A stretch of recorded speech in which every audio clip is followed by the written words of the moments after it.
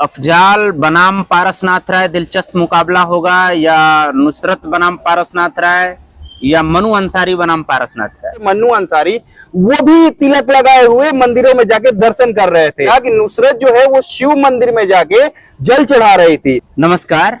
नाम तो सुना ही होगा, प्राइम इंडिया समाचार, और मैं संजीव महादेवा। जैसा कि मैंने आपसे कहा था कि चुनावी सरगर्मियों पर चर्चा और परिचर्चा के क्रम में हमारे साथ प्राइम इंडिया समाचार के मंच पर अभी बने रहेंगे यूट्यूबर और राजनीतिक विश्लेषक आकाश राय जी। एक बार फिर से मैं आकाश राय जी का प्राइम इंडिया समाचार के मंच पर आपका बहुत बहुत धन्यवाद, आप अपने एपिसोड में हमको बुलाने के लिए। अब बात यह है कि हम लोग यहाँ बैठे हैं, सूर्य की तपन और लू की गर्मी भी है और साथ ही चुनाव का माहौल भी गर्म है। बलिया लोकसभा पर हम चर्चा कर चुके हैं, आज हम चर्चा करेंगे गाजीपुर लोकसभा पर, जिसमें एनडीए गठबंधन से मनोज सिन्हा के बदले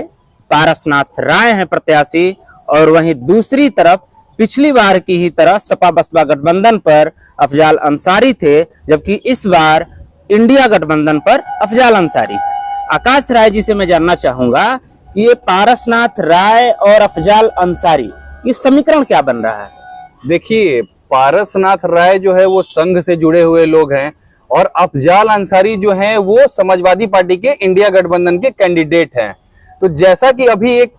कुछ टाइम पहले एक खबर आ रही है कि अफजाल अंसारी पे गैंगस्टर का मुकदमा चल रहा है, तो अफजाल अंसारी जो हैं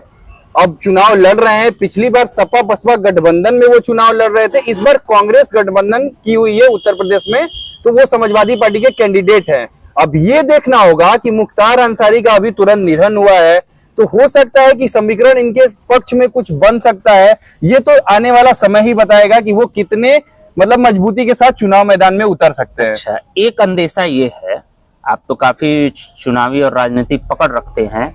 अंदेशा ये है कि अफजाल अंसारी के ऊपर, जैसा कि आपने चर्चा भी किया कि उनके ऊपर एक मुकदमा है जो कि सुप्रीम कोर्ट के द्वारा रोक लगाया गया है उसके फैसले पर, और उस पे हो सके कि 30 जून से पहले उस पे कोई फैसला आ जाए।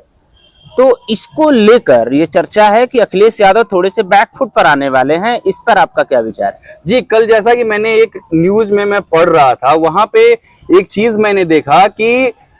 समाजवादी पार्टी हो सकता है कि अफजाल अंसारी को बैक करके उनके ही फैमिली में किसी को टिकट दे, और ज्यादा इस चीज पे है क्योंकि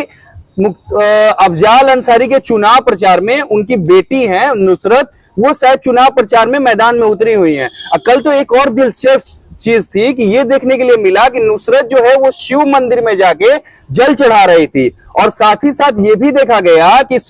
उनके विधायक जो भाई हैं सिबगतुल्ला अंसारी, उनके बेटे मन्नू अंसारी, वो भी तिलक लगाए हुए मंदिरों में जाके दर्शन कर रहे थे। तो ज्यादा ये चीज है कि हो सकता है अगर गैंगस्टर का मुकदमा चुनाव से पहले अगर खुल जाए, अगर हो सकता है कि कोर्ट की तरफ से कोई राहत ना मिले अफजाल अंसारी को, तो हो सकता है कि उनकी बेटी नुसरत ही चुनाव मैदान में पारसनाथ राय के सामने आए।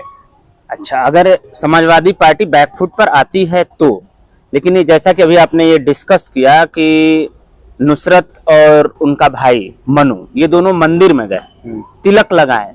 तो ये क्या चुनाव प्रचार में उतर चुकी हैं, पहले से तैयारी बना लिए हैं ये दोनों, या अभी माहौल बना रहे हैं? देखिए, हो सकता है कि अभी नुसरत को कोई पूरे क्षेत्र में कोई जानता नहीं है, तो हो सकता है कि अगर वो केस अगर अफजाल अंसारी का ओपन होता है, क्योंकि कोर्ट ने उनको 4 साल के पहले सजा सुनाई थी, फिर बाद में उनको कुछ रिलैक्स मिला था कि कि उसको रोक लगा दी गई थी, सुप्रीम कोर्ट ने उस चीज को रोक लगाई थी। अब ये चीज देखना होगा कि नुसरत हो सकता है अपने आप को खुद को लाइमलाइट में लाना चाहती हो कि लोग मुझे जाने, क्योंकि हो सकता है कि अगर अफजाल अंसारी का टिकट बैकआउट हो जाए तो उनके पास कैंडिडेट के नाम पे नुसरत हो, तो लोग जाने पहचाने रहे कि नुसरत भी कोई है, वो अफजाल अंसारी की बेटी है। ये सबसे बड़ी चीज है। तो लाइमलाइट में आने के लिए क्या किसी मंदिर में जाकर तिलक लगाने का ये तरीका सही है, या जनता के बीच उन्हें जाना चाहिए? ये देखिए, ये तो उनका पर्सनल मामला है कि वो जा रही हैं मंदिरों में। हो सकता है कि हिंदू वोट बैंक को वो टारगेट करना चाहती हो,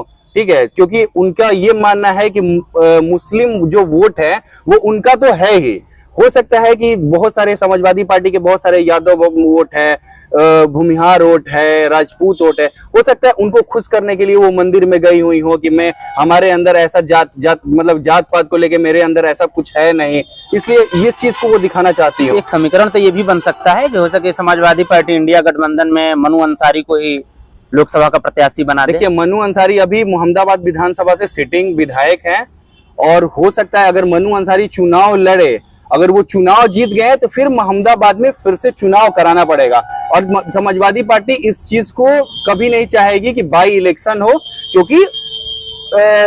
अगर उनके पास कोई उन्हीं के फैमिली से अगर कोई कैंडिडेट हो तो वो उनको ही देना चाह रही है, जहां तक मेरी समझ है। अच्छा, अब सीधे हम अपने प्रश्नों का एक छोर बदलते हैं, अब आते हैं एनडीए गठबंधन की तरफ। कहा जाता है कि मनोज सिन्हा के मुकाबले या उनके पक्ष से पारसनाथ राय को जो लोकसभा प्रत्याशी बनाया गया, उन्हें एक डमी कैंडिडेट के रूप में उतार दिया गया है। जी, डमी कहना तो सही नहीं होगा, क्योंकि भारतीय जनता पार्टी ऐसे डमी कैंडिडेट्स तो कहीं नहीं देती है, क्योंकि वो पुरजोर लगा के पूरे चुनाव को पूरे प्रदेश में हर सीट का लेखा जोखा करके वो लोग समीकरण बना के ही वो टिकट देते हैं। और रही बात मनोज सिन्हा की, तो मनोज सिन्हा अभी लेफ्टिनेंट गवर्नर है जम्मू एंड कश्मीर के, और उनके ही करीबी माने जाने वाले पारसनाथ राय जी को टिकट दिया गया है। और दरअसल सूत्रों के हवाले से ये भी खबर मिली है कि ये मनोज सिन्हा ने ही पारसनाथ राय जी को टिकट दिलवाने में अहम रोल है। और रही बात पारसनाथ राय जी की पृष्ठभूमि की, तो वो संघ से काफी टाइम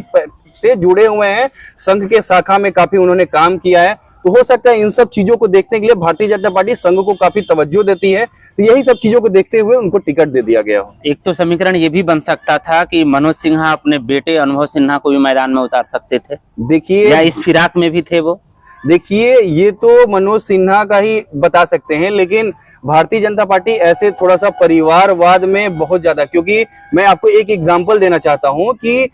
मैंने एक न्यूज देखा था कि राजनाथ सिंह जी जो अभी रक्षा मंत्री हैं भारत सरकार में, उस समय टिकट में पार्लियामेंट्री बोर्ड कमेटी में वो भी थे, तो उनको भी बोला गया कि आप बनारस से एकदम सुरक्षित सीट है, आप अपने बेटे को बनारसी कैंट से चुनाव लड़ा दीजिए, लेकिन वो बोले कि नहीं, मैं नहीं अपने बेटे को टिकट दे सकता। तो इसमें मैंने ये एक चीज देखा है कि भारतीय जनता पार्टी में ऐसे अचानक से परिवार को बढ़ावा आई थिंक नहीं दिया जाता है। आपने एक बीच में एक बात बोली थी कि नुसरत को कोई नहीं जानता है, तो एक तो ख्याल ये भी आता है कि पारसनाथ राय को भी तो कोई नहीं जानता है गाजीपुर लोकसभा में। हाँ, ये भी चीज है, लेकिन क्या है कि भारतीय जनता पार्टी जो चुनाव लड़ेगी तो जानने और ना जानने का कोई बात नहीं है, लेकिन पारसनाथ राय काफी टाइम से चुनाव मैदान में आ चुके हैं, लेकिन नुसरत क्यों अभी कोई क्यों नहीं जानता है, क्योंकि वो अभी तक कोई चुनाव नहीं लड़ी हैं, किसी संघ से भी नहीं लड़ी। पारसनाथ राय काफी इससे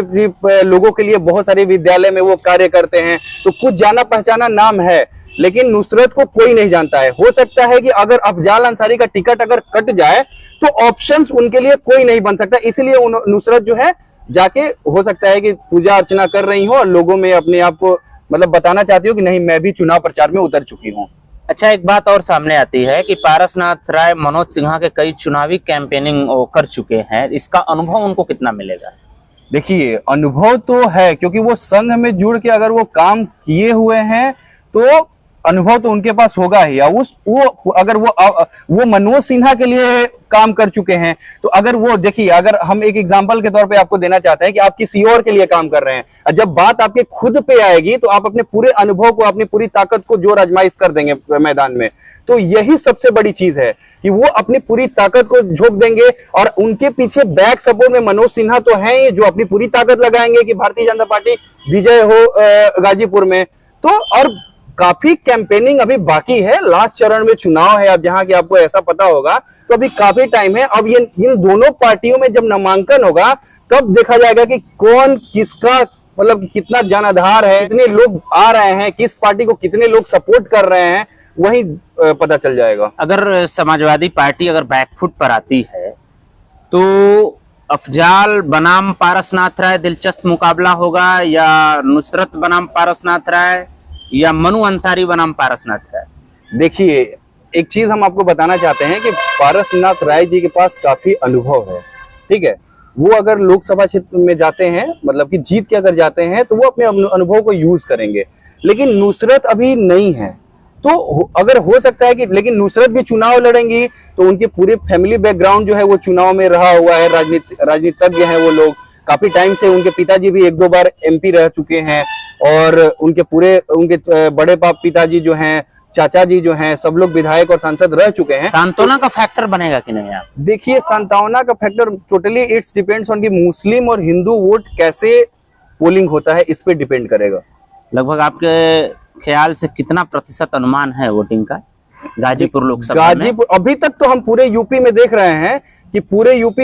हैं कि अभी बहुत ज्यादा वोटिंग परसेंटेज नहीं हो पाया है, क्योंकि अमरोहा में ही सबसे ज्यादा ये देखा गया था कि अमरोहा में ही सबसे ज्यादा वोटिंग हुआ था। और ये भी मैं आपको बताना चाहता हूं कि अभी मतदान जो है वो बहुत धूप हो रही है, तो ज्यादा पोलिंग हो नहीं पा रही है। तो ये होगा कि कार्यकर्ता अपने वोटर्स को कितने प्रतिशत बूथ पे ले जाके अपना पोल करा देते हैं, इसके ऊपर मतदान का पूरा मतलब चीजें रहेंगी कि कितना परसेंट मतदान वहां हो रहा है। बहुत बहुत धन्यवाद आकाश जी, इस प्रकार के अपने विश्लेषण को हमारे मंच पर रखने के लिए। आगे भी हम इनसे चर्चा करते रहेंगे, हमारे स्टूडियो में भी बने रहेंगे। बस आप इस वीडियो को ध्यान से देखिए, अपना भी मत रखिए, कमेंट बॉक्स में जरूर कमेंट करें। धन्यवाद। नाम तो सुना ही होगा, प्राइम इंडिया समाचार, और मैं संजीव महादेवा।